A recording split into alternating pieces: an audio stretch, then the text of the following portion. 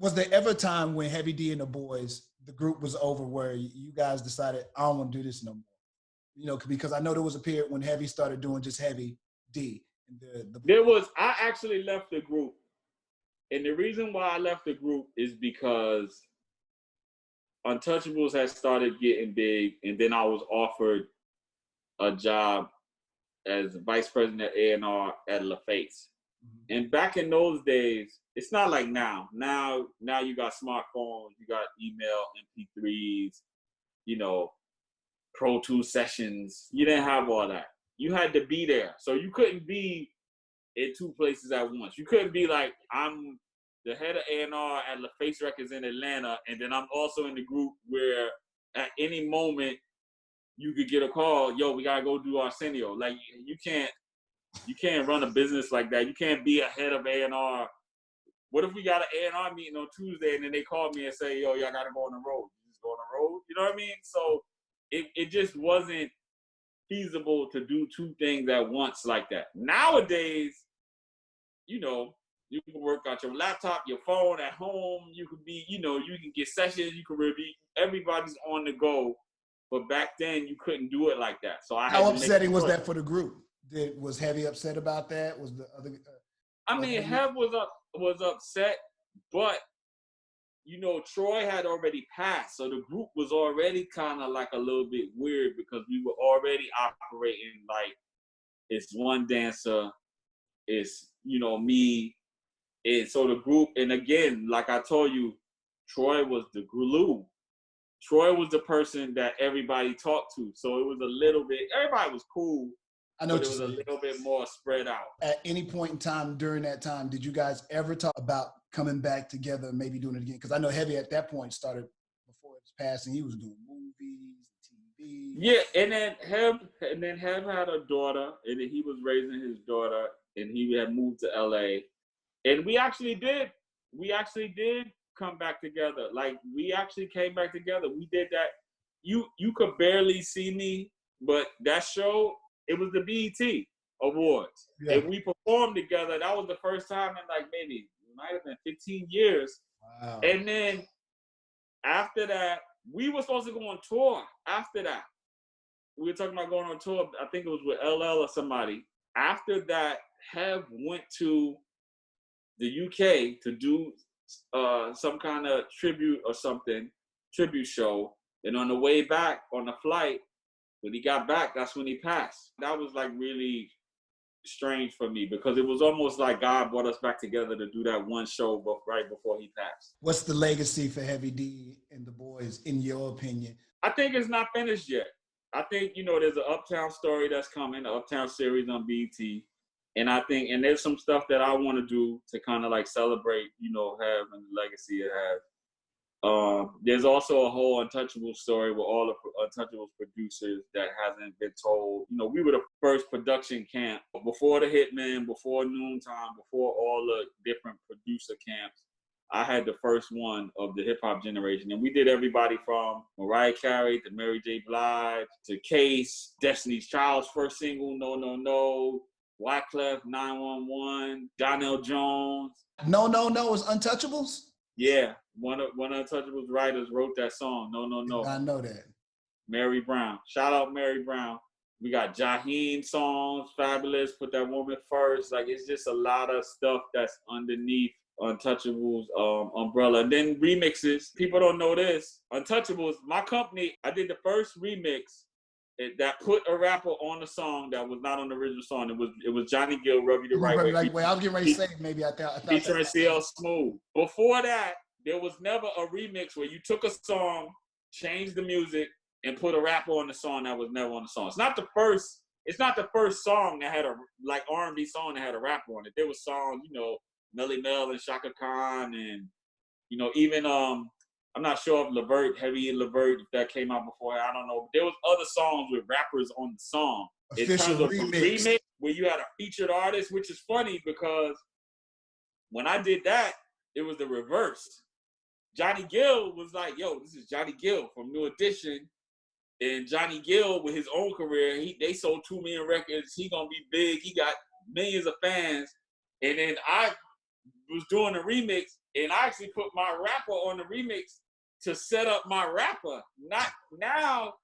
Now R&B artists go get a rapper to co-sign them. You know what I mean? Yeah. The rapper's hot. You know, you like, I got this new R&B artist. I'm gonna go get Cardi B if she'll be on my record to like stamp me and co-sign me. When I did it, it was totally the opposite. It was nobody knows who CL Smooth is. I'm about to put him out. I'm doing a remix, so I'm gonna feature my rapper on. And the crazy thing is back then, this how crazy it was with R&B radio. All R&B didn't even play rap, so you had to have a non-rap version and a rap version because some stations wouldn't play the rap version. And it was a gold single. It was a #1 black record. It was a #2 pop record, and the only reason it didn't go #1 pop is because Mariah Carey, "Vision of Love" was #1 for whatever 10 weeks or whatever. It was stuck there. We couldn't, but it was a big record. It was a big club. Why'd record. they get you to remix it in the first place? Were they afraid that Johnny Gill wouldn't be able to, you know, make that move? I mean, because he to me was a successful artist even prior to being with New Edition.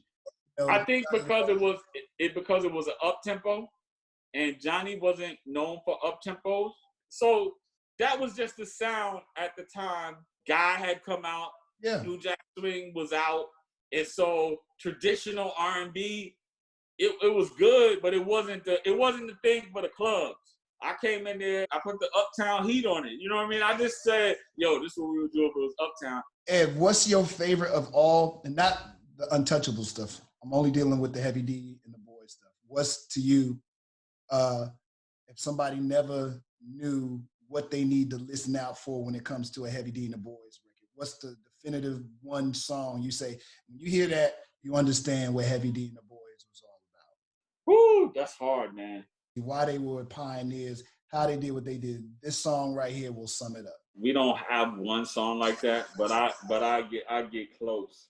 It's hard. That's a hard, because we go in too many different directions, man. But if I had to pick one, I probably would pick the essence of Heavy D and the Boyz. I probably would pick like "Is It Good to You." That's the song that's more like black, urban, adult. Has the singing, is sexy. You know, it's Hev kind of, you know, doing his charming thing.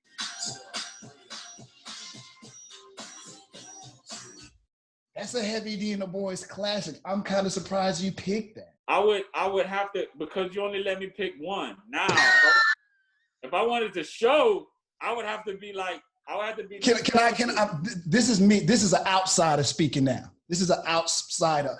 I grew up on Heavy D and the Boyz. I grew up on you. I grew up on. When I think Heavy D and the Boyz, that's the definitive song for Heavy D and the Boyz. Yeah. Now, stop us. Now let me. I'm an outsider. I can't speak. No. I Other fans gonna tell me to shut the F up. I understand you, and let me tell you. See, let me tell you why We can debate this all day. No, it's not even a debate. I mean, each person has their opinion. I'm gonna tell you why I would pick that song. To me, it's not the full circle of who Hev is. It doesn't feel like all. I'm trying to. How could you get in the middle and kind of target all the things that Heavy is? The big man, the sexy dude, the charming dude, talking to the women. Cause kind of like, see. So I think you just, when you said that to me, you said that song said all that. So big guys, sexy, can talk to the women. Let me give you some songs real quick. Let me give you some songs. If I take the Old Way Lovers in the House, Got Me Waiting, Nothing But Love, it's showing you a range that Hev has. That's like, okay, you got the Old Way Lovers in the House. He's talking, you know, sitting in the room with focus acting on. He's talking to a girl. But it's not giving you the Bentleys, suit in hard shoe club vibe. That's giving you hip hop. Then you got Nothing But Love. You got Me Waiting. There's all these records. Got Me Waiting hey man, all of them are classics. That's why I was like, it's hard, like. Classic exactly. Song. You see what I'm saying? So I try to pick something in the middle that had a singing hook women will hear it. Is it good to you? So I'm not thinking of it from a strictly dude perspective. If I'm thinking of it from a dude perspective, I would probably go to something like that. And yo, trivia. A lot of people don't know. I put this on my Instagram a little while ago. A lot of people don't know Kid Capri produced that song. Shout out Kid Capri. Wow, I did not know that Kid Capri did that one. And I think another definitive Heavy song, I think, is this track right here. Oh yeah. I think when you're talking about the ladies, he's a lover. The ladies love him. He's a big guy with sex appeal. That's actually more of the essence of Heavy D than Is It Good to You. Know why I didn't pick that song? Because that's from Heavy's solo album. That's Heavy, yeah. That's Heavy solo. That's why I didn't pick that song. But that song also feels like that. I mean, we could do this all day. And it's like Big Daddy, and then the chick is like, "Have me hold, let me hold." You know what I'm saying? And that's to me what Have is about. I knew that was going to be hard for you. I knew you were not going to. That was like a trick question. I knew there was no way for you to truly answer that because I know every artist will say they're all my babies. Yeah. And I'm gonna plug my record though. You know, my record was our biggest charting record. Somebody for me. It's not my favorite Heavy D. No, this is my second favorite. Other than We Got Our Own Thing, this is my second favorite Heavy D and the Boyz record. Like all these songs, you know, for me, I'm a baby growing up in this era. So these songs are this is the soundtrack of my life. You know what I'm saying? You know, it's kind of cool when you grow up, you get to meet, you know, the idols of the music that created the soundtrack of your life because, and I know you probably get this sometimes, you never know the impact of what you guys, you're just creating, you having fun, you doing your thing, you're creating the music, but you don't know the impact or how this might be saving somebody's life because for them 4 minutes, they go somewhere else. You know what I'm saying? So it's the impact of these groups for me and where I was at that particular time, you know, and not knowing that it's because of this genre of music that I have a career, you know, had it not been for this genre of music. You know, I told somebody this the other day, you never know where we all would have been had it not been, like what would Eddie F ended up doing? You know, he would have probably been a nice engineer, still down the street somewhere in Mount Vernon. Still, you just, you know, you really don't know. No, so. And it's so crazy, man, because I'm on that 3,000%. I remember the first time I met Kool Herc, and I was just like, and this wasn't, you know, this was recently, maybe 10, 15 years. It was like after being in the business. Right. I didn't know before. And I remember just thanking him, saying, yo, and you know, I'm real cool with Red Alert. I constantly tell him, like, yo, man, I just thank them because I'm like, yo, they set up a whole groundwork for, you know, a whole industry that a whole bunch of people now are like working actively in, making money, making a living, take care of their families, like off of something that y'all did, you know, in the parks, in the basement, in the, you know, and you know, they didn't know it was gonna turn into a multi-billion-dollar industry. They were just like, yo, we just trying to have fun. You know, we charging 25 cents to get in the party in the you know, rec room at the projects. And then it turned into a big, you know, I'm like, yo, the man Drake over there driving like a, you know, what is it, a 767? Like, you know, big, you know, Air Drake jet off of this, you know, y'all created this movement, man. But Eddie, here's the truth of the matter is you're a part of that history and you're one of the pioneers. And I know you might feel like you probably don't get recognized, and Heavy D and the Boyz don't get recognized like they should in this global thing that you guys helped to create and further on down the street. But you should I'm gonna also salute you as well. I just wanted to say. I appreciate it, man. And I'm just, you know, end of the day, man, and you know this, you're a DJ too. I love music, man. You know, the first love is music and as a DJ. And I'm just happy that I never lost that I could still appreciate music. And I know we didn't talk about this, but also I'm not one of those guys that's like, yo, the new music and I'm glad you mentioned that though, because you bring that up. I was going to ask how you feel about that. I'm glad you. I appreciate all the music, man, and yo, it's hit records and hit artists, and there's duds and bombs in every generation and every genre, you know. And so, just because somebody doesn't like a particular song doesn't mean like the whole genre, the whole generation is trash. I don't subscribe to that, because it's a bunch of hit records, it's a bunch of hot records.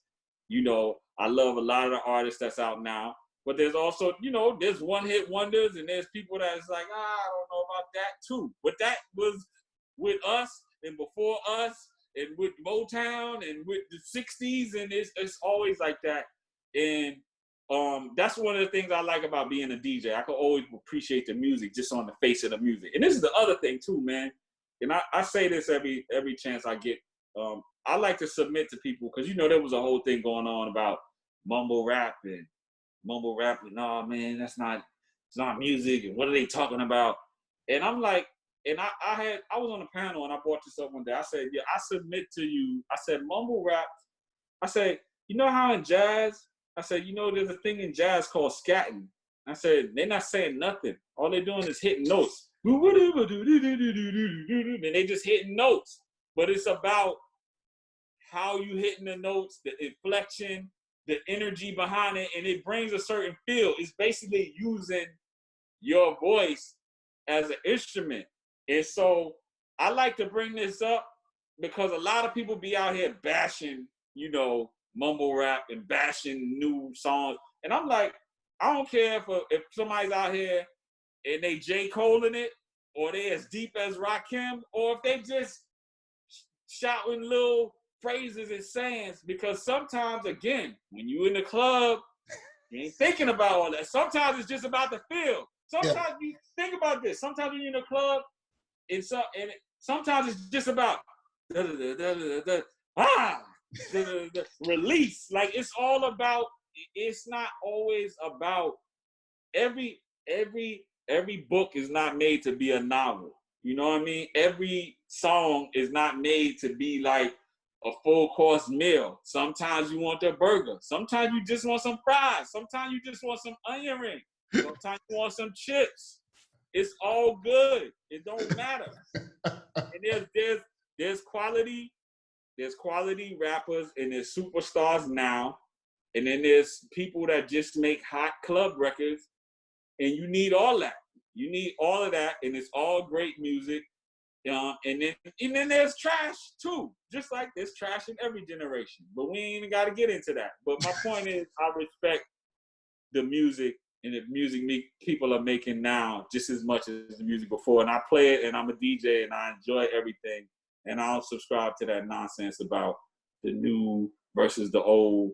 Because I'm sure when we came out and we was rapping, and, you know, some dudes who used to, you know, a generation before us that was singing, think what you were doing right, wearing tuxedos and bow ties, was probably like, look at these dudes. They wear like sneakers with cat laces, and they yelling on the record. You know what I'm saying? And like, we thought like, nah, this is, you know, and that's you gotta really realize every generation got their own presentation.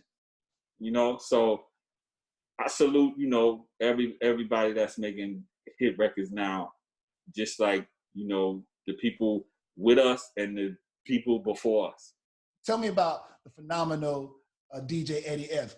What's his next phenomenon? I know right before all this happened, which is unfortunate, you were just on a soundtrack, you were just promoting that, and then, you know, the world decided, you know what, Eddie, forget that. We getting ready to have a pandemic, so forget everything you're trying to do. Well, that came out last year at Christmas, so that was able to come, and that was good. I got some other stuff that I'm working on. Because the way everything is mixed up right now, I'm not even gonna talk about it, because I'm like, I don't even want to put nothing out there unless it's actually coming. But I'm working on some creative stuff. But thankfully, I was already kind of doing like a lot of my business and stuff from home. So when this happened, I was able to just kind of just keep doing what I was doing. Yeah, I was going to ask you how this whole virus and pandemic has affected you. Is Eddie F now stationary? You know, a lot of people losing jobs, because I know you decided to go in the business sector and stuff like that. So how I was already doing most of my stuff from home, so I had to just start being more careful when I do go out. A lot of the places where I go, they were like essential businesses, so they're kind of like still open. All I'm looking for now is I'm just looking to see. I don't know what the new economy is gonna look like. I wasn't out here touring, doing shows like that. So that's not gonna affect me. But it's still just music in general. I just want to see what everything's gonna look like. I think we're not gonna really know what this thing is really gonna be for the next 30 to 90 days because. Yeah, the virus is still there. The virus is just there hanging over your head like, yeah, at any time I might get you, the fear of that. But then now you got the economy. Yeah. The economy is the real big problem. And it's not just whether you have a job, whether you have a gig. It's not just that. It's the whole ecosystem. Like, yo, it could be cool. You could be cool. You could have a job, but if for your job to be what it is, there needed to be 7 other people that were buying stuff, and then they not buying stuff, then it's like, okay, your stuff is still diminished, and that's and nobody knows what that is yet. You got states and cities, people thinking about businesses and people can't pay their rents. It's like, yo, cities and states, they wasn't getting revenue neither, so they can't pay their bills. They got, and this is the thing that's dangerous and people don't really know. And, I'm not trying to like scam anybody or anything. I'm just trying to put awareness out there. The federal government and Congress, they could pass a bill and they could print money. Cities and states, they can't print money. They can't say, oh, we got a shortfall of $5 million. Let's just let's go to our, state legislature and pass it and get some more money. Only the Fed can do that. Right. You know what I mean? And so these are real expenses.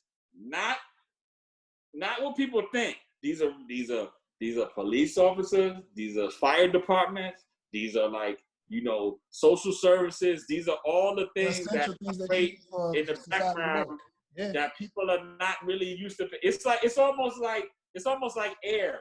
It's like, yo, it's always there, but then now what if it's not always there? People not used to not having that money there. So my point is, we don't know. This is a controversial subject. A lot of this stuff with the states opening up and stuff like that. Some of it is the red states, the blue states. Some of it is selective. And then at the same time, some of it is in the back room. Hey, if we don't open up and do whatever, it ain't gonna be no state for nobody to come back to because ain't no revenue being generated. And in a minute, ain't gonna be no unemployment and no pensions and no nothing for the police, fire department, anything, if we don't start getting some kind of revenue generated. So it's scary. So are you on the ropes about that then? Sound like you on the ropes about like you're damned if you do. Let everybody start getting back acclimated to life. You damn. Oh no, I'm not on the ropes at all. Let me tell you, because I'm gonna just jump out the window here because I already done put it on my Instagram. I've been thinking all this stuff like a couple of like steps ahead. Like I was one of them people before everybody raided the supermarkets and the toilet paper and all. I had already been planning 2 weeks before. I had already shopped. I had stuff already because I see it coming. I saw it coming. I got CNBC on right now in front of me. I'm just watching what they talking about with the money. What's going on? What's going on with the market? What's going on with the Fed? But let me just say this. Everybody was saying, Kemp, yo, he trying to kill black people. He said I'm gonna go back to work, open the beauty shops and the barber shops. And I said, I told some people, a few people called me and I said, and I already knew this. I said, this is the problem. I said, if you're Eddie F, and I'm not gonna throw my man's name out there, but I said if you're Eddie F, or if you work for yourself, or if you're Jermaine Dupri, or if you're any of these people that can work for themselves and determine if I want to go out or go outside, I said you good. But I said if you're a minority and you work for any non-minority owned business, and they say, hey, work is open, and you like, nah, I'm not coming because the virus is out there. I said, then you're gonna lose your job, you're gonna be fired, and you're not gonna be able to collect unemployment, because then it's gonna be like you quit. You voluntarily said, I'm not coming in. So now people have to choose, do I come to work, try and figure it out, try and wear a mask? If they're wearing masks, if you're in a situation where you can wear a mask, if your job is set up where you can social distance, I don't know. I'm just throwing it out there because we don't know what every workplace is set up like. You say no, and then you don't have a job, and then meanwhile, today it's another 3 or 4 million people filed. So a total of 30 million people filed unemployment in the last 6 weeks. So then you say no, you jump out there with all those people that don't have jobs. It's not like it's a little bit of people. The job pool is crazy because there's so many people looking. So every job is gonna have 10 people looking for that job. Yeah. So it's crazy. And I know we totally off music now, but we ain't seen nothing like this. We haven't seen nothing like this in our lifetime. None of us have seen what's about to happen. This is the craziest financial time since the Depression. And they calling it a recession. And this is the thing. The definition of a recession is at least 2 quarters of negative growth. If you have at least 4 quarters of negative growth, it's a depression.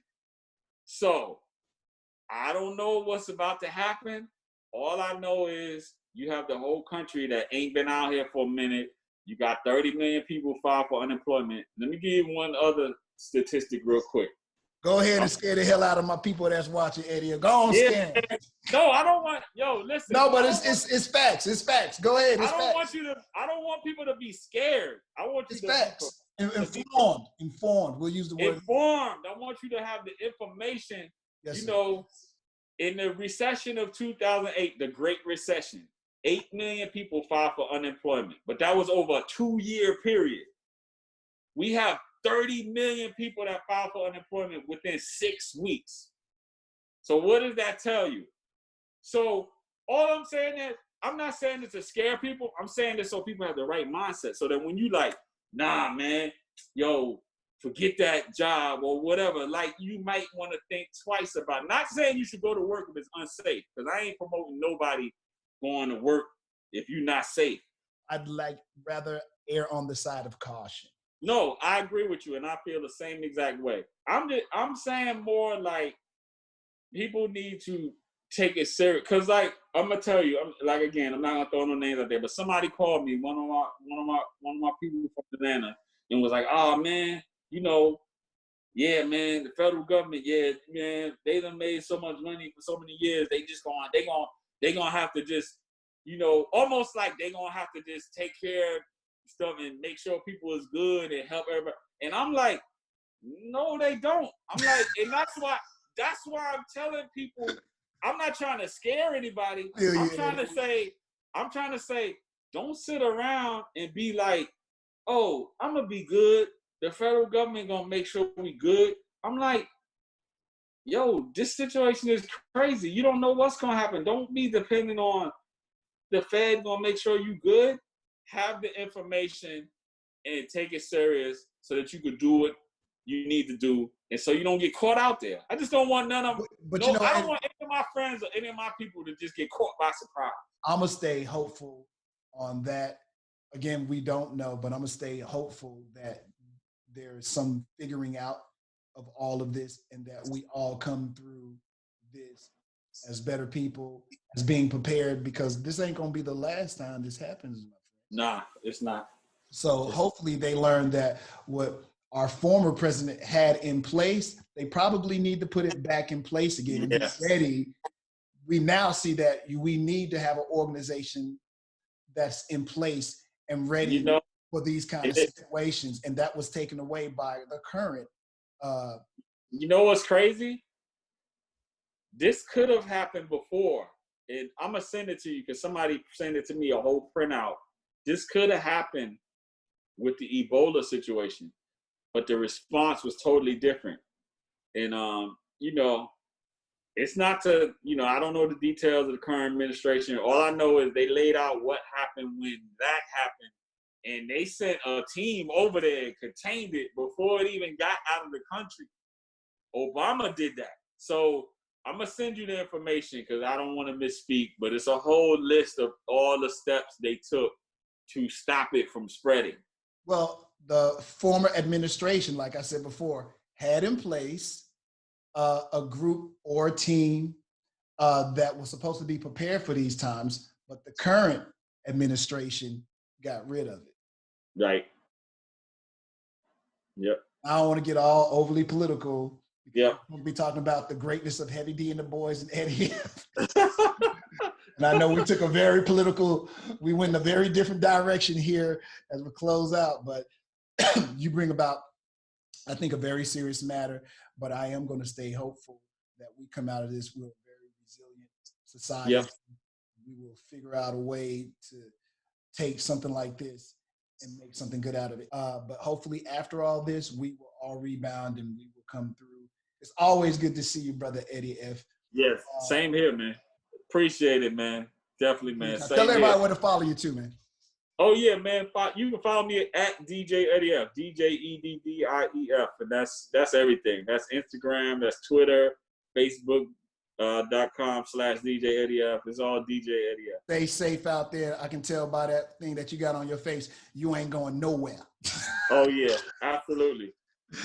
All right, Eddie. I appreciate it, brother. All right. Take care, homie. Peace.